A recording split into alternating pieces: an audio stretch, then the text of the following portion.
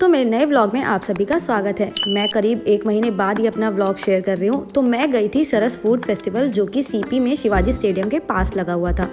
यहाँ पहुँचने के लिए मैं राजीव चौक मेट्रो स्टेशन के गेट नंबर 7 से निकली और शिवाजी स्टेडियम की तरफ चली गई। ये कॉफ़ी होम के पास ही लगा हुआ था, जहाँ आसानी से पैदल भी जा ही सकते हैं और यहाँ पर हर स्टेट का खाना मौजूद था। खाने के साथ साथ यहाँ पर खरीदने के लिए भी बहुत सारी चीज़ें थी, चाहे वो पहनने से जुड़ी चीज़ें हों, चाहे वो घर में सजावट से जुड़ी चीज़ें हों। तो यहाँ एंट्री के साथ ही तंदूरी चाय लगी हुई थी, जिसका प्राइस 80 रुपीज़ था, लेकिन मुझे ये थोड़ा ओवर प्राइस लगा तो मैंने इसकी तरफ ध्यान नहीं दिया, मैं आगे चली गई। और यहाँ कश्मीरी खाने के साथ साथ कश्मीरी आउटफिट भी बहुत अच्छे मौजूद थे, लेकिन हाँ, उनका भी प्राइस बहुत अच्छा खासा भी था। इस फूड फेस्टिवल में अच्छी खासी भीड़ थी। हर स्टॉल के बाहर भीड़ लगी हुई थी, चाहे वो खाने से रिलेटेड हो या फिर खरीदने से रिलेटेड हो। और इसे देखकर कह सकते हैं कि शौकीनों की कमी तो बिल्कुल भी नहीं है। एंट्री के साथ ही पंजाब, हिमाचल प्रदेश, हरियाणा और जम्मू कश्मीर का स्टॉल लगा हुआ था। उसके आगे उत्तर प्रदेश का स्टॉल था, जहां पर पराठे से लेकर थाली तक मिल रही थी। इसके साथ में ही उत्तराखंड का स्टॉल लगा हुआ था, जहां रागी मोमो से लेकर पहाड़ी थाली तक मिल रही थी। खाने पीने के अलावा यहाँ पर कुछ इवेंट्स भी हो रहे थे। इसके अलावा शॉपिंग के भी ढेर सारे ऑप्शंस थे।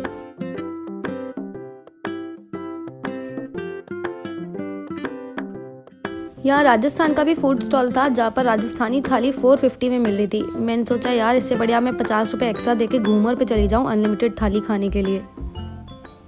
I hear the beat. It's in my chest. Got me feeling some kind of way. I confess the rhythm takes over. No room to rest. My heart's dancing. It's a love conquest. Oh, the melody. It's smooth and sweet, like honey dripping from a golden bee. It's the soundtrack to my soul's heat, making me move from my head to my feet. My heartbeat, yeah, it's pumping so loud. It's the rhythm of love, baby, that I found when the music plays. I just can't help but sway. Nothing else matters. It's my heart that. Food festival में सबसे ज़्यादा ध्यान इन lady ने मेरा खींचा, जो कि अपने बच्चे को पीठ पर बांध कर अपना काम कर रही थी। तो मैंने सोचा इनका तो एक क्लिप लेना बनता ही है।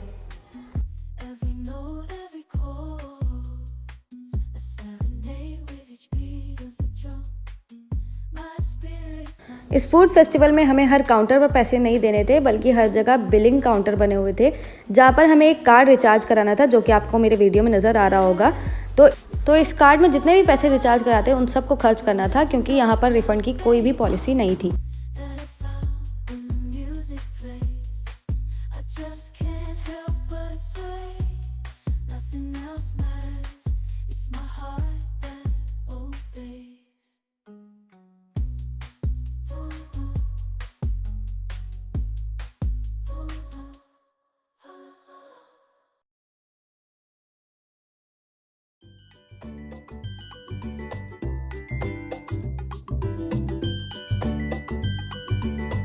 गुजराती खाना खाने का मेरा पहले से ही बहुत मन था, तो मैंने सोचा क्यों ना यहाँ पर भी इसे ट्राई कर ही लिया जाए। तो मैंने सबसे पहले फाफड़ा चूज़ किया, कि मैंने सोचा यहाँ पर फाफड़ा ट्राई करके देखती हूँ। मैंने कभी भी फाफड़ा खाया नहीं था।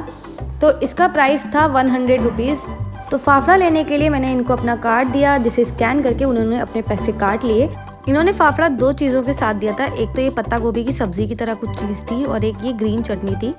तो देखने में तो ये काफ़ी अच्छा लग रहा था, लेकिन जब हमने इसको टेस्ट किया तो मेरी सारी उम्मीदों पर पानी फिर गया, और मैंने सोच लिया कि अब से दोबारा मैं कभी फाफड़ा खाऊंगी नहीं।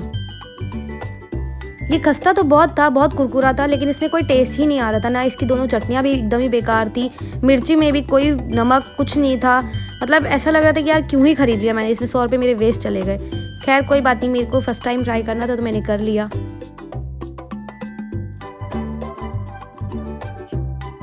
फूड फेस्टिवल में कई हैंडमेड चीज़ें भी मिल रही थी, लेकिन हाँ, इनका भी प्राइस अच्छा खासा था। इन सब के बीच ही हमारी नज़र इस पेंटिंग पर पड़ी, जो कि देखने में तो बहुत खूबसूरत थी, लेकिन इसका प्राइस भी बहुत खूबसूरत था, और वो था 1,41,000 रुपये। पंजाब वाले आउटलेट पर काफ़ी ढेर सारी चीज़ें थी। इसमें टिक्की से लेकर सोया चाप और सरसों का साग, मक्के की रोटी सब चीज़ थी। लेकिन मैंने यहाँ पर लिया पालक पत्ता चाट, जो कि देखने में काफ़ी टेस्टी लग रहा था। इसका प्राइस भी 100 रुपीज़ था, लेकिन मेरे को लग रहा था कहीं फाफला जैसी हालत ना हो जाए यहाँ पे। देखने में तो खैर अच्छा लग रहा है, लेकिन हाँ, जब हमने इसको टेस्ट किया तो ये खाने में भी बहुत अच्छा निकला। इसमें हर फ्लेवर बहुत अच्छे से उभर कर आ रहा था, बहुत ज़बरदस्त था ये। तो जहाँ एक चीज़ों में पैसे वेस्ट लग रहे थे, तो दूसरी चीज़ में पैसे वसूल लगे। हमने हिमाचल का भी आउटलेट चेक किया, लेकिन वहाँ पर एकमात्र डिश मिल रही थी जो कि सिद्धू, और इसको लेने के लिए भी लंबी लाइन लगी हुई थी।